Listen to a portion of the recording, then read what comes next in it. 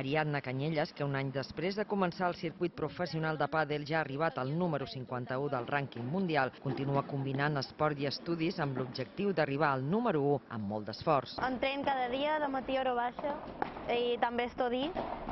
I bueno, és un sacrifici físic, alimentació, tema de pàdel, també un pot tot. Aquesta prova del Mundial, més còmoda perquè considera que juga a casa, li servirà per continuar la seva carrera envoltada de les millors del món, les 4 números 1. Marta Marrero i Marta Ortega encapçalen la classificació amb 1.000 punts d'avantatge sobre les seves rivals i afronten la penúltima cita del curs amb seguretat i tàctica. Casi final de temporada, intentar seguir en la línea que llevamos, que es muy buena, y bueno, estamos 1 y claro que el objetivo sería mantener el número 1 a final de año. Cada partido es una nueva batalla y es un mundo, con lo cual sabemos que va a ser complicado, sabemos que vas a tener que luchar. L'altre equip, Ale Salazar i Ari Sánchez, jugaran amb totes les ganes de poder arribar a la final contra les Martes, les seves rivals, i és clar, guanyar-les. Estem treballant en això i em faria molta il·lusió poder arribar a la final i jugar contra elles i donar un passet més i guanyar-les.